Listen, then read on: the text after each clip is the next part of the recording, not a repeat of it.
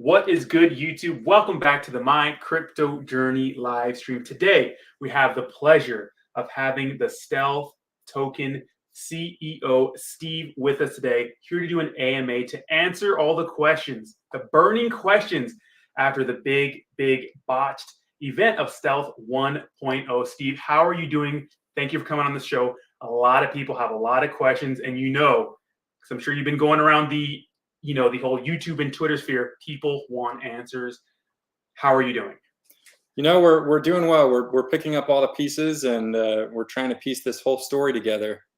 Still, even we've got people digging all over the place and looking for some more solid answers for where we can point this finger at. But yeah, we're doing well. It was exactly as you say. It was just kind of a botched launch. There was no ill intent from what we know, the majority of the team. And it looks like for the most part, it was just an error in the launch, and we put too much trust in one developer who we thought had more abilities than maybe he actually had. Okay. So my first question, I'll kick it off.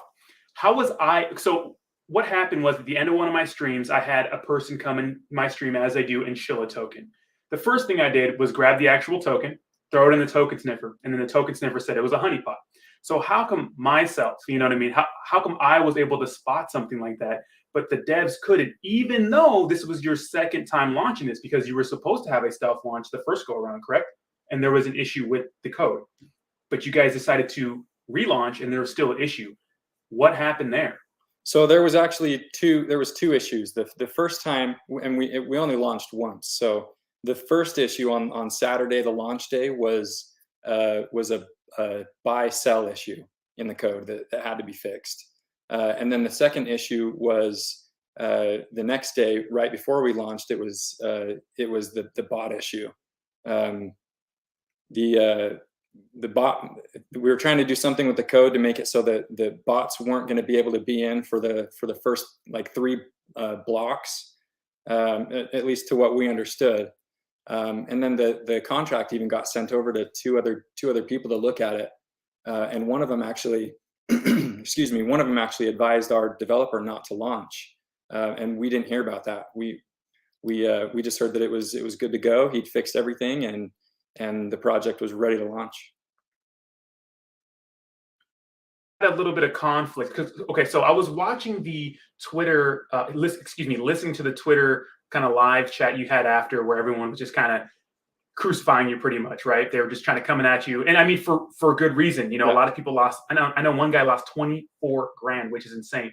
Now, why was that bot able to sell, even though after I saw that initial sell for a good 45 minutes or so, token sniffer was still saying it was a honeypot? So usually when things happen like that, sometimes you can make it so that a wallet or a couple wallets can sell. How come that wallet was able to sell, but no one else could? So that wallet wasn't actually able to sell until there was a switch that was flipped. And this was one of the errors that was made in the contract, in the launch of the contract. So, and I don't know the exact logistics behind it, but there was supposed to be a switch that happened where, and it should have happened within the first 10 seconds of launch. And that switch happened at like 16 minutes into the actual launch. So 16 minutes after it launched was when that switch actually got flipped and gave the ability to sell. And that bot, being a fast bot, took that first initiative and sold immediately. Yeah, those bots can be brutal. But if you look at the exact timeline of when the sell happened, like I started live streaming 2 minutes into it, that bot made that huge sell, which obviously tanked the price. Mm-hmm. But then, for a good 5 to 10 to 20 to 30 minutes, every 5 minute interval, I was refreshing token sniffer, and only after like 45 minutes, everyone else could sell, because the floodgates weren't open after that bot was sold. And that's what kind of made it sketchy to me, because I'm like, well, hey, if it's an error, it's an error. If everyone could sell at once, okay. But the fact that bot was able to sell, but no one else was able to sell, is kind of like where it's kind of doesn't make any sense. Do you see what I mean? Are you saying after that bot sold, people still couldn't sell? Yes. Yeah. See, that's new news to me. I thought that once that switch was flipped, everybody had the ability to sell. No. If you go back in my live stream, you could see that proof of that. That only that one person was able to sell, which we know is a bot now. And so that's why it was sketchy. And then, after about 30 to 45 minutes, and you can watch it in the video, it's all documented and whatnot. You can see, okay, sells were starting to go through. You can see that Token Sniffer was saying it was sellable again. So that's what the confusion kind of came from. I'm like, Sure. okay, well, that doesn't make any sense. So I might have to go back and look at all that information, but basically what happened on our end was once we figured out that nobody could sell, we all freaked out and we got onto a group chat to kind of figure out what was happening and talking amongst each other and see if we could, figure out the problem. Okay. So that might be a question that I've got to go back and ask the developer, what happened for that next 20 minutes after that bot sold. How come nobody else could sell? Because that's new information to me. Yeah, I would check that stream out. I can send it to you after the video. But that was the biggest issue for me, which didn't make any sense because I heard your reasoning, but that fact, and you can see it just doesn't make any sense. Okay, So next question: what are you doing to repay everyone? First of all, how much was taken? How much did you get back? What are you doing to repay everyone? And how will we get proof of this? Okay. So the bot sold for 661 Ethereum, and then within 24 hours, they had sent back 100 Ethereum, which was one transaction. And then they sent back another 100 Ethereum about 8 or 9 hours later. And then they sent back another 300 Ethereum, which totaled 300. And then we ended up pulling the liquidity, which made up the rest of it. We had roughly 400 Ethereum. And I think the wallet sits at 399 Ethereum right now. And that's being held until the transactions are all gone through by the company that we hired to rewrite the new contract and go through all the transactions to make sure that everybody gets paid properly back. So we're doing two different pay transactions. So the first payback transaction is going to be before the launch of the new token, and it will be somewhere between 50 and 60% of what your original investment was, and it will be in Ethereum. And then the rest of it, assuming we don't recuperate any of the rest of the Ethereum, we're going to be paying the remaining 100% back through our tokenomics and through the marketing wallet. Instead of using it for marketing, we're going to be using it for paying back the community.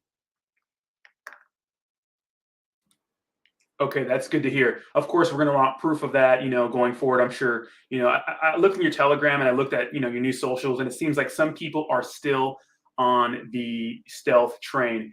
But all I can think of is the guy who YOLO'd 24 grand into that and was just freaking out about that. All I can think about is that guy, which is unfortunate because that's the game we play. Now, to my next question, in this space, it's the wild, wild west, right? And a lot of people, get upset when there's no actual use case. But at the end of the day, I think we all have the Shiba Inu virus, right? We want 100x, 10x, and 1000x our money. My channel, we look at a lot of small cap tokens like that as well. So at the end of the day, I think there's a level of personal responsibility you have when it comes to investing in these tokens. But at the same time, if you're saying you're going to be around for a while, you saying you have a use case or something like that, there's some kind of expectation that you have to fulfill. So what is your actual use case? So the use case you're talking about the utility for the token itself? Yeah. What are you doing? Are you a charity token? Do you want to make a game, or what is the stealth token use case? So the stealth token it's got a variety of use cases, and maybe not a direct use, but the point behind stealth is we want to be a safe haven for investors to come to. So in the end, we'll be a hub for new investor, we'll be a hub for connecting developers and teams to launch new projects together, and then we will be vetting those developers and those team members to make sure that they're actually decent people to be launching projects. We're also going to have a swap. We'll have a 3D NFT zone, basically, where you can go into a 3D room. It's 3D compatible to kind of spin your NFTs around and look at them. And then we're going to be a platform, basically. We'll have an app where all of this stuff combines together and you can use it in one place. So along with launching new projects in the future, part of what we're going to be doing is giving our holders the ability to have profit sharing with these new projects. So I mean, if you want to kind of step back and compare it to something, it would be like having a Coinbase where brand new projects are launched, and you don't have to wait until they're, on the centralized finance. Like, you can still get into them when they're brand new, they're launching, and you'll know that they're a trustworthy project because they've been vetted through our crew. Okay, so all in all, you want to be like a launch pad or like a place where other tokens that want to get into the game could launch. Basically, yeah, that's part of it. And then members will have like access to, like, I don't know, pre-sale or something like that, or know that you vetted them properly. Yeah, and that's, I mean, that's not the only possibility, and I'm not saying that that's exactly what it will be. We're still kind of working through some of those details. But yeah, that's kind of what it is. Well, I hope you vet them better than you vetted the developers for your code, because I mean, come on, it was kind of crappy. You know what I mean? Yeah, no, that's our biggest mistake so far is having all these guidelines that we aim to follow, and then not using those guidelines on ourselves first.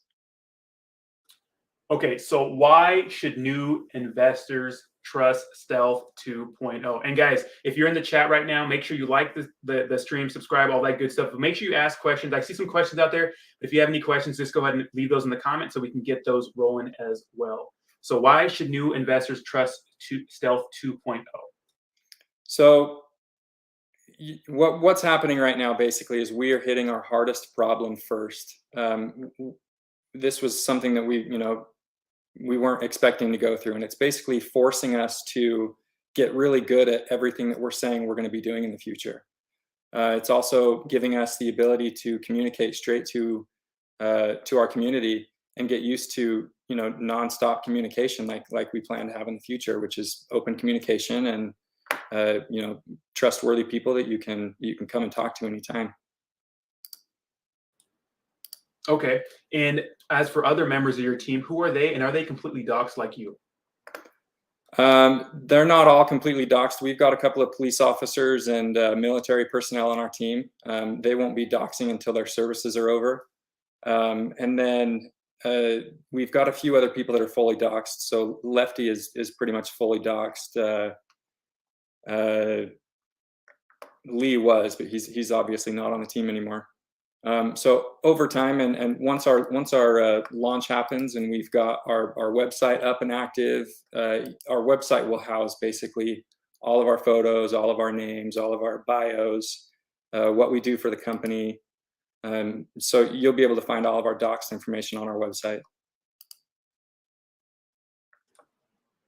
Okay, that makes sense. Okay, so Launchpad, Swap, because usually a lot of the new meme coins and the e-news that come into the kind of the new, the cryptocurrency world, that is their default use case, is a Launchpad, And unfortunately, now times of the traditional rug pull, like we saw with the Stealth token, it's kind of over, and there's going to be something called a slow rug pull, which I'm sure you know what that is. It's like Sure. a project sets up, they say, hey, we're going to be this, we're going to do this, but over time, we don't have the funding, or someone on the development team left, or we're just going to scrap the project. So what does your 3 to 5 year plan look like? How long do you want to be doing this? What does Stealth look like to you in 3 to 5 years?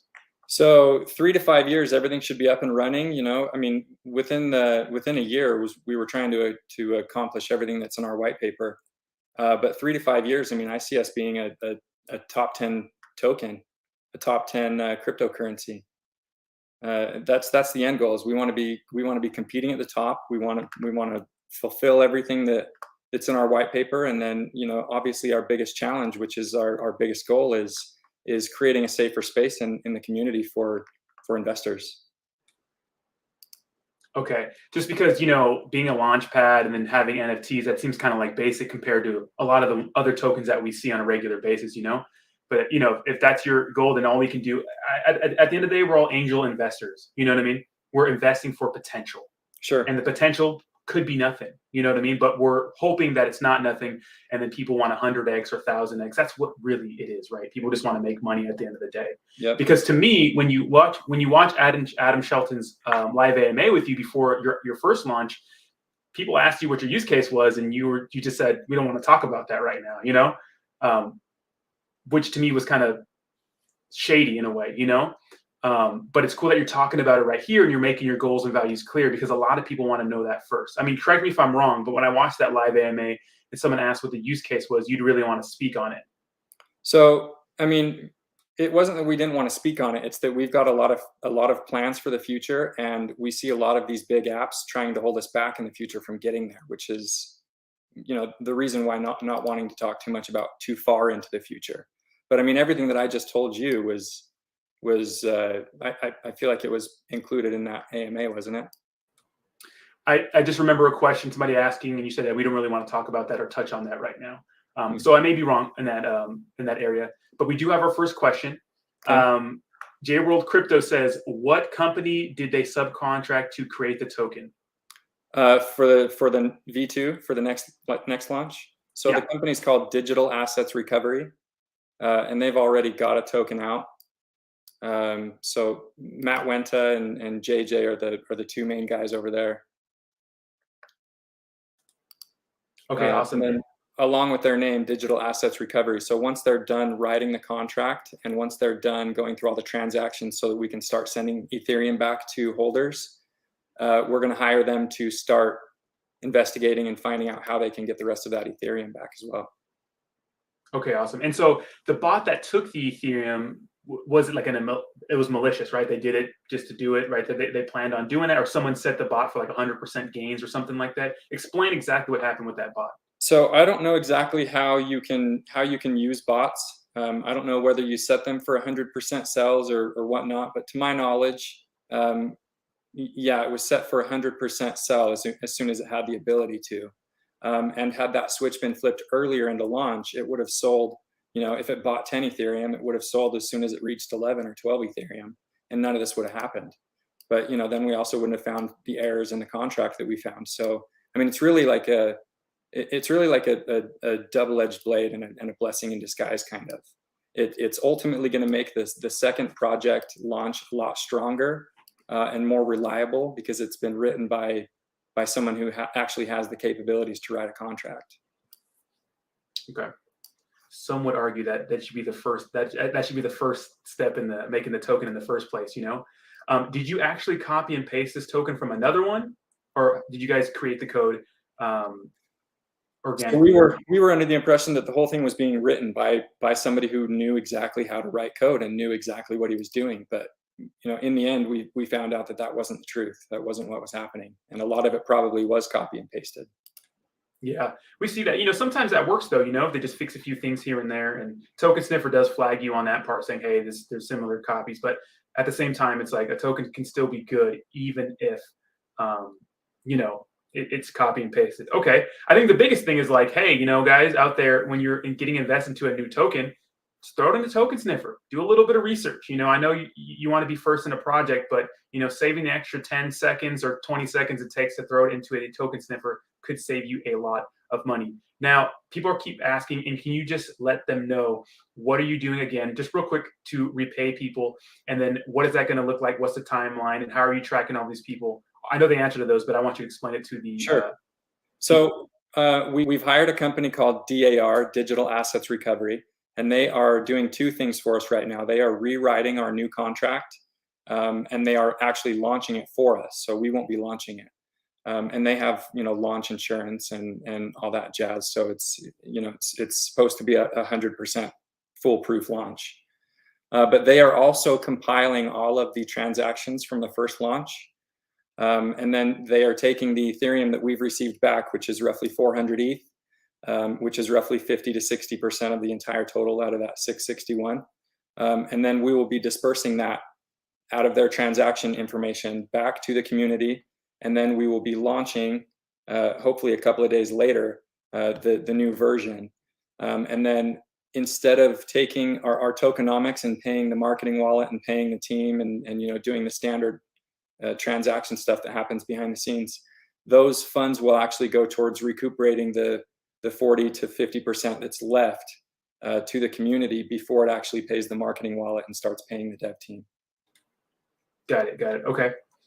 Awesome. Okay. And one person says, what is the new token going to be called? Of course, Stealth 2.0, correct? No, it's going to be called Stealth. Yeah. So Okay. we're not changing anything. So the first launch was not supposed to happen that way. We came forward. We've been here in the, taking the shit from everybody the whole time. We're here to own the mistake and move forward the way that we intended to originally. So we're not changing anything. We're going to move forward as Stealth. Yeah, man, it takes a lot of balls to get out here and just face the music like that, But you're doing it. You're out here, and I've witnessed some live crucifixions of you and your team. So props to you for that. And it is good that you guys are trying to amend, the wrongdoings and whatnot, and trying to fix that for people. So that's actually pretty awesome. Now, someone wants to know actually when are they going to be able to buy Stealth? So our goal was, and this was Digital Assets Recovery. They gave us a 2-week goal to finish everything, and that was last Thursday. So technically, this coming Thursday should be their finished date of transactions, which means either Thursday or Friday we'll start sending out Ethereum returns, and then hopefully either Saturday or Sunday this coming weekend, or not 2 days or tomorrow or the next day, but 8 days away will be our new launch sometime right around that weekend. Well, that's good. You guys want to take care of that first, and maybe like testimonials and people saying, hey, I got my money back would be absolutely phenomenal. Some sort of video kind of compilation or something like that. So good for you guys on that. People say good luck with V2. I'm respectfully not investing. Y'all are that buying back after the refund of the same people that get cheated on twice by the same person. So you got some people in the chat going crazy right now. Yeah, and that's understandable. It's not going to be for everybody, and we apologize for the first time around. It was not meant to happen that way. And if you want to watch from the sidelines, feel free to. We're sad to not see you as an investor, but we can't blame you. Yeah, big dick attitude, Steve. Getting after. Okay, all right. So we have another one that says Michelle M wants to know what is Stealth's use case. So they're going to be a launch pad and then NFTs from the beginning, but they want to be a hub for other tokens to launch on, correct? So let me re-explain that. So yeah, the entire idea behind Stealth, it started as we wanted to make a platform where new investors and successful investors could come and know that no matter what project they bought into on our platform, they would know that it was not going to be a rug. It was a project that had been vetted by our team. And put together by people that passed our vetting process, and our first attempt at launching obviously put us into a place where we get really good at that. So we have, since the first launch, we've been looking into every team member, making sure everybody is who they say they are, making sure that anybody we bring in to hire in the future fits this criteria of what we look for in anybody that we put into our platform. So it started as just being a platform where people could come and know that every project they were buying was a good one. And then it morphed into being a hub where, all these eventually we're going to come across a good developer that has a crappy team, or a good team that has a crappy developer. And we'll hold on to those individuals and put them into a new project. So we've got a good dev, we'll put them in with a good team, and then scrap the bad team and scrap the bad dev and just move forward with the good ones. So that's where the launch pad came into the whole thing. The launch pad and the hub where we're going to introduce good teams and good devs to start new projects. Okay. And then, of course, a swap. The swap is just out of convenience. If we want to be a one-stop shop for everything, then you've got to have a swap. So we understood that was kind of following the same path that a lot of tokens are going, but out of convenience, it seemed like the smartest route to go. I mean, if you can do it better, then I don't see why not. Okay, so next question: what is Liquidity going to look like? Is it going to be locked? Because I know this time it wasn't locked, correct? There was no, it was. It should have been locked for a year. And I don't know exactly how all that stuff happens, whether it gets locked after launch. I'm pretty sure that's what happens. It gets locked after launch. But our liquidity is supposed to be locked for a year. And that was our intention going into the first one, and that's going to be our intention going into the second one as well. But we've been in communication about locking it for longer, even upwards of 5 years. So I think you have to put in initial liquidity, correct, to launch the yeah, token. There has to be something. we had So I think 25. We started with somewhere in between 25 and 30 Ethereum in the liquidity pool. So I think it was like 27. yeah. So usually a percentage of that is locked first, and for a passing grade on the token sniffers, anything over 95%. And I don't think that was the case this time at launch. Usually people have that ready to rock at launch, Yeah, just so if something catastrophic happened like that, at least, you know what I mean? All yeah, of it couldn't sure. be drained at And once. and again, that's a developer error. I mean, us as a team, we were supposed to get all of our tokens airdropped to us from what we invested into the project to provide liquidity, and none of us got airdrop tokens either. So all Yeah. that stuff was supposed to happen in a timeline after launch, and none of it happened. So again, it's massive developer error. Yeah.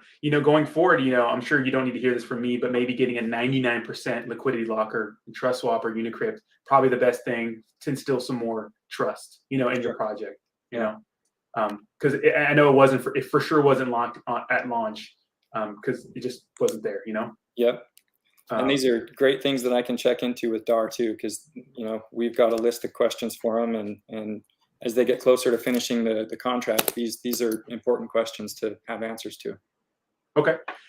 One of the subscribers, I think that's a great answer too, man. So one of the subscribers is asking for the original person who coded the program, what kind of penalties will they be receiving, if any, or what did you guys do with that guy or gal or So people? he's not a part of the team anymore. And honestly, right after launch, I mean, it was a witch hunt. We needed somebody to blame, and all the fingers, all the signs pointed to him as the bad guy. And since we've been doing digging, we've had the community doing digging into finding out exactly what happened. There's still a really big question as to whether it was malicious or whether it was just straight incompetence. Yeah, it's like sometimes you're just as guilty, even if it's incompetence or even if it was straight someone being malicious. And that person had absolutely nothing that you know of to do with the stolen ETH or the ETH that was taken by the bot. Or what do you think? Do you think that person has any connection, or what's your feeling on that? Yeah, I'd rather not say my feelings. I'd like to work on strictly proof and data, and that's kind of how I'm personally moving forward with the whole thing. I mean, I got along with the developer all the way up until launch, and I'd hate to point a finger at him and say he's guilty, he's guilty, he's guilty. But yeah, until we have solid data, I would rather not point a finger at somebody maliciously. Well, you know how it is. When you're the boss or leader of anything, everyone blames you. And rightfully so, because there should have been a better vetting process for this guy, or maybe like a couple pairs of eyes looking at it. So, you know, I'm sure you know how it is that you're the CEO, correct? Or you're like you're the So head person in we charge. have a team, and we haven't really labeled anybody as CEO or Okay. boss or anything. We all come together and we all make decisions together. So yeah, I wouldn't call myself the CEO of Stealth. I mean, you're out here the most, man. Your face is the most, synonymous with stealth. So, yeah, and you know, that's how we went into it. We needed somebody to be the front guy, the person that was going to deliver all the news, and that was me. I offered myself for that position. But yeah, as a team, we all do everything together. We all come up with ideas. We all discuss it all together, and we pull votes on everything. So it wouldn't be fair to say that I'm the boss, because I'm most certainly not the boss. okay. So I see that Lefty joined the stream. His mic is not on, and I don't see a camera. So I'm not sure if he wants to get in or answer some questions. But I mean, maybe you want to send him a little side message. But I see him hanging out here. But I Yeah, don't he's see a probably just listening. I didn't see a okay. message from him. His mic is on now, but I don't see a picture. If you could just throw a camera on, people just like the transparency. You know what I mean? They like to see Sure. faces. And then while we're handling that, can you briefly discuss what's your marketing plan looking like? Yeah, so we have two people on our team actually that have production experience, including myself. And then we have artists and people that are good at digital drafting and whatnot. So for the first part, where we're paying the community back instead of using the marketing wallet for marketing, we're going to be doing the same kind of marketing for the first 2 weeks that we did up to launch. So. And then incorporating a couple of new different kind of tactics that we as part of our production team has come up with. So until the community is paid back in full, that's our main objective, is pay the community back before we make any major strides forward in other aspects like marketing. Okay, nice. What does your timeline look like for some sort of advanced audit, Surgic, Tech Rate, or stuff like that? What do you guys think about those sorts of things? And will you be Yeah, so our Surgic audit is the first one that we're going to get, and we are going to go. We're going to go through Surgic. The moment we're finished paying back the community, that's going to be our first stop, is a Surgic audit. Man, those are expensive. Usually people start off with the Tech Rate one, but if you're really getting after it, then I mean that does make sense. I think we don't really have any small goals here. I mean, this whole mess with the first launch really set us back, and again, it wasn't something that was supposed to happen. So unfortunately, we're stuck dealing with that mess until it's all cleaned up, and then we can start really pressing forward like we intended to in the beginning. Okay, I'm reading some of these comments. People are wild out here. I'm trying to look for this actual serious ones. Y'all wild out there. But this is my crew, though. We're actually labeled the Degenerates. What's up, Lefty? Welcome, man. I think his mic is still off right now. Yes, guys, you still can buy Stealth. Not 2.0, just Stealth. I think it's 14th or something like that. So there's actually like 5 different Stealths available right now. There was only one available before we came upon launch day. But launch day itself, there was 3 other Stealths created, and they're just fake ones. So we'll be posting up the new contract address, obviously, in our Telegram and on our Twitter, and making sure that everybody is buying the correct one. But yeah, be careful. There's a lot of Stealths out there that are available to purchase right now, even. And we're not active. You should not buy any of our Stealth, because liquidity has been pulled. It's basically a dead project right now.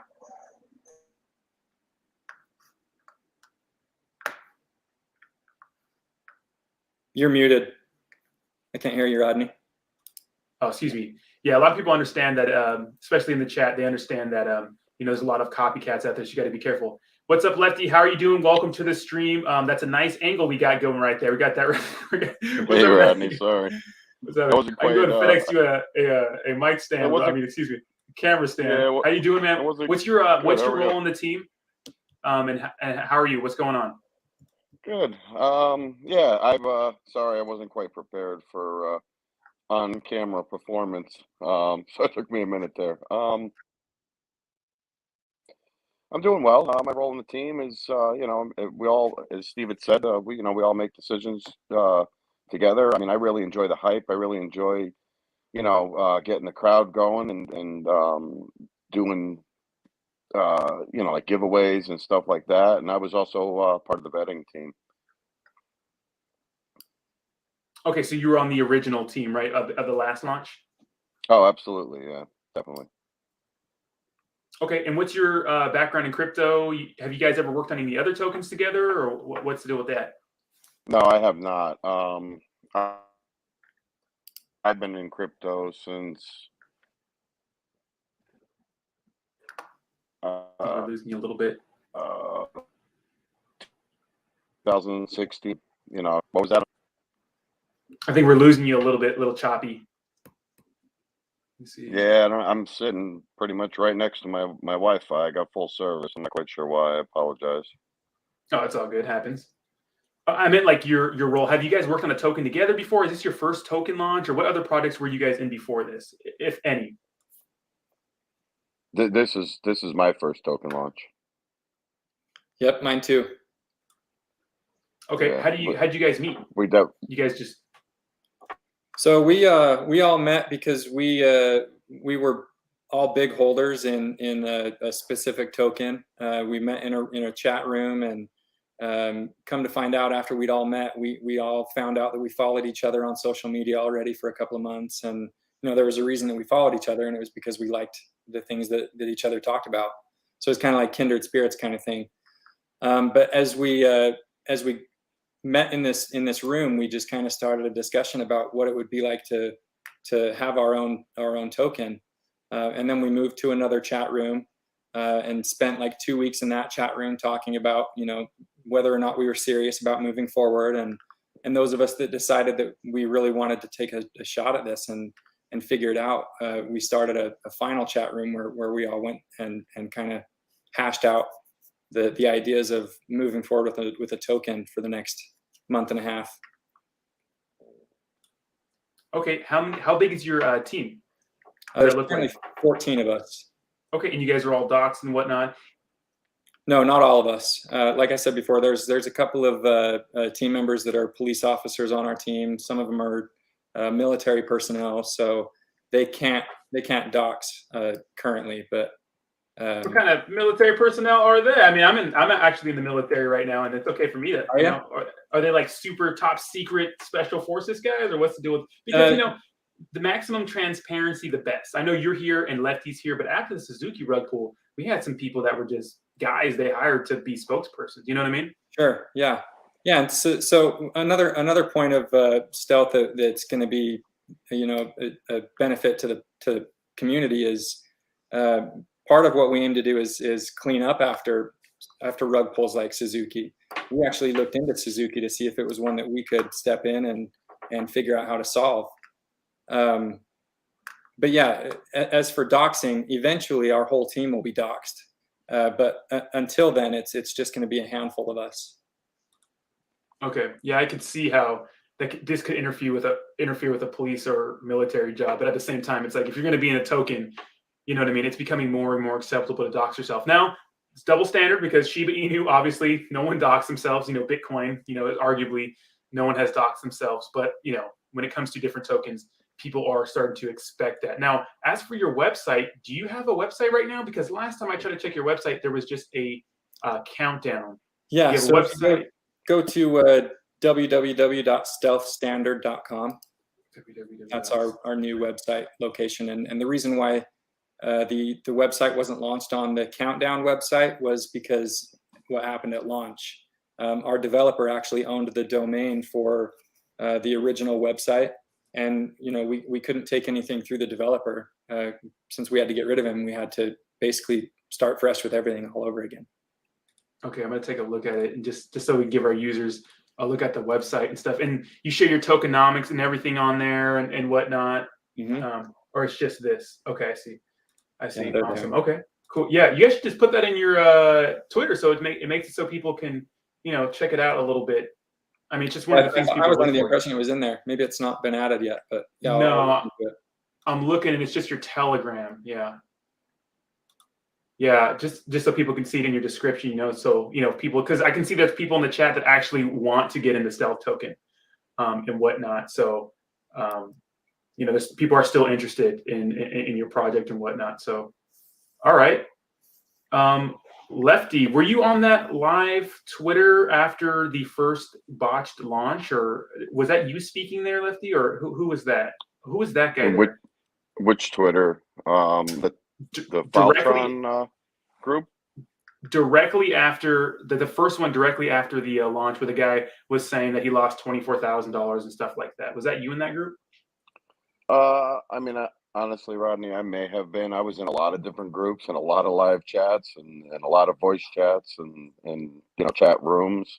I honestly don't know if I was in that one specifically. I was in one or two Twitter spaces right shortly after the launch. I would say, within a couple hours of the entire issue. But I don't know. I don't remember the one specifically that you're talking about. Okay, I want to figure out who that guy was because he had some interesting points, and I wanted to bring him in. And it seemed like before Steve got there, everyone was just kind of going at him because he was saying the same thing, that maybe a incompetent coder or developer or whatever was hired for this, who maybe did a copy and paste, and that's what kind of botched the entire thing. Yeah, I was definitely in one, and I was doing my best to try to explain and work things out, and it just wasn't working out at the time. Obviously, everybody was besides themselves, as far as the community is concerned. So I didn't get too many words in. I did listen in on a lot, but I didn't get too many words in the Twitter spaces I was in. Neither one of us could. I mean, yeah, it was actually like a pit in there. You know what I mean? I mean, it was kind of disorganized, but you can understand where people are coming from. You have absolutely average Joes. It took 24K just to lose, in the blink of an eye, and then say, hey, we're going to pay you back in a couple of weeks, bro. I mean, you guys are doing it before this new launch, which is great, you know?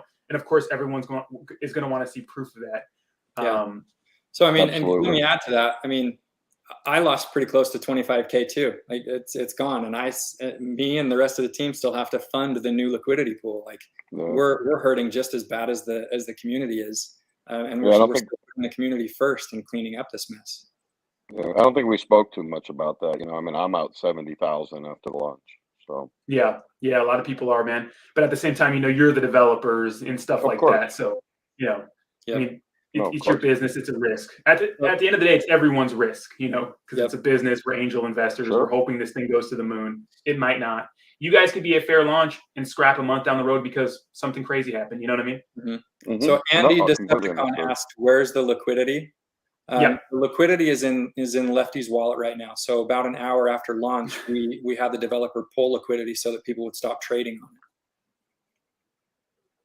it. Okay. So what are you doing to combat this bot? Because the main issue here, and I know you said you had to look into it, but my issue was that bot was able to sell way before anyone else could. I know there was a switch. But what can we do to fix that issue? And how come that bot was able to sell? That's still confusing to me, you know? And how can we stop this the next time? Sure. You know? Yeah. And we do have DAR is going to be putting some things into play. But we're not gonna talk about that because we don't want to keep anybody from using their bots on it because it will ultimately benefit the project. Absolutely. I mean, there's bots everywhere. You know what I mean? Yep. But they've got a plan for it. DAR does, and it's foolproof. And we're just going to go along with what they suggest we do. Okay. And what can you say about your socials? Are they looking lively? You having a lot of people back in than you had before? Is the hype just as big as the first one? What does that look like? So with us trying to clean up the mess, the socials have been a little bit slower because everybody knows there's a down period before the Ethereum starts to get refunded. So it's kind of gone down. It's kind of died down a little bit just because we've told everybody to hang tight and the Ethereum's coming. So we're really tight in with our community on Telegram. They know everything that's happening. You can always stop into our Telegram to talk to the people that have been around since the beginning, and they'll tell you word for word everything that's been happening. So the communication has died down a little bit, but we're not concerned. A couple of days before launch, maybe 4 days before launch, we'll start hyping everything back up again and spreading the word. And we just don't want to get to it too early. Yeah, just to add to that, you know, our main focus really has been trying to track down the wallet, you know, make some sense of, can we figure out who this person is and how do we get the money back to the community? What's the fairest way? I mean, our countless hours of chat trying to figure out a way to fairly refund everybody. So that has been our main focus since the 29th. Okay. Awesome. Okay. So questions about your marketing. After you repay everyone, I know that's your main goal, you know, all the money that's going to be going to the marketing wallet you want to use to repay everyone. Okay. So after that, in order to keep the project's growth going, what are you going to be doing, like partnerships? Maybe let us know about those via YouTube or Twitter. What kind of promoting do you plan to do? Because a lot of these tokens really thrive off promotional campaigns and they stop pumping once that kind of dies down. What are you going to do to make sure that people's investments steadily increase over time? So our marketing plan is a lot different than what you would normally see in a token, and that's because we have two people on our team that have a lot of production experience. So, I mean, you guys have seen a small taste of what our production is and what our advertising and marketing is going to be. And in the future, we haven't discussed too far into the future about marketing because our main goal right now is returning funds back to the community. So, but you're going to be surprised that the stuff that we bring to the table is going to be, it's totally new to the crypto space, and it's going to be based around video production. All right, that's awesome. Okay, well, cool. Because you know, tokens with literally zero use case, just literally moon, because of marketing. So at the end of the day, people do want a sound investment, but there's a good majority of people who just want to make money, to be honest. All right, so let's do some closing. What would you like people to know that maybe that do want to invest in stealth going forward? What would you tell to those people? Give them some confidence, kind of go out with a bang from Steve and Lefty. What can you give? What kind of assurance can you give to new investors to make them feel comfortable in investing in stealth and looking at stealth as a long-term project? So to establish a little bit of confidence, I mean, I would say look at everything that we've been through from start to finish. Look at how we addressed the problem. Look how we didn't disappear. I mean, that alone right there should tell you that you have a team that means the best. And when an accident happens, we're the first people to say, we messed up. We need to figure this out. We've got the community firsthand being taken care of first, no matter what, even ahead of ourselves. So the level of confidence in the team should, it should speak wonders by itself. As far as what I would say for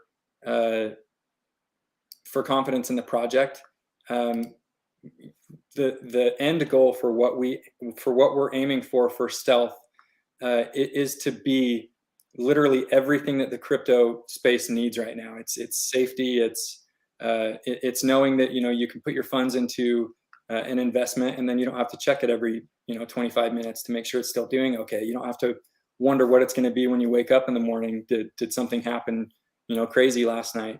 So it's to create a safe space for investors, new and experienced. Okay. Do you have anything to add to that, Lefty? Yeah, I mean, as far as the team is concerned, and the confidence in the team, I've been impressed with what we have done behind the scenes, and the way that we've all stepped forward. Many of us had really for a week or more have put our full-time jobs completely aside to try to figure out how to make things work out, and we've set aside time from our families and stuff. And I know that's a commitment that we made. But a lot of times everything's all well and good when the coin's going crazy and everything's good, but when it really hits the fan, people just end up disappearing, and we don't have that with the team.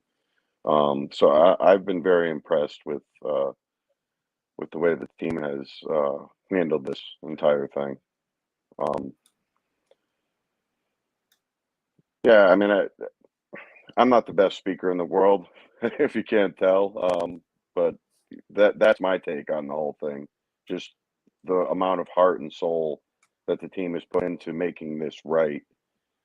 It makes me feel good to be a part of this with everybody, so.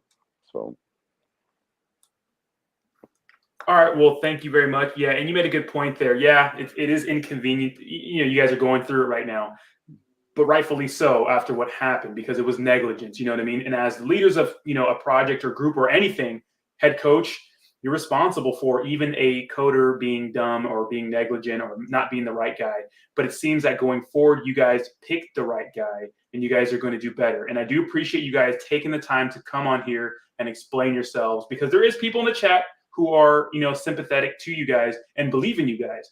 You can see that, whether they're from your Telegram, or I see some of my subscribers saying that they respect you from coming on here. And then they can make the adult decision on whether or not they would like to invest in your token, because at the end of the day, it's your responsibility to know what you're investing in and to do your due diligence. So thank you guys so much. Thank you, Steve. Thank you, Lefty. I look forward to seeing what goes down with Stealth, and maybe we can do another AMA or something like that in the future when things are going well. Sure. Yeah, we'd be happy to. Thanks for holding the space for us and inviting us here and giving us the chance to talk about it. Absolutely. Great. Absolutely. Well, thank you very much. Absolutely. You guys have a good one. Happy holidays. Thanks, Rodney. You too. Yep. Bye-bye.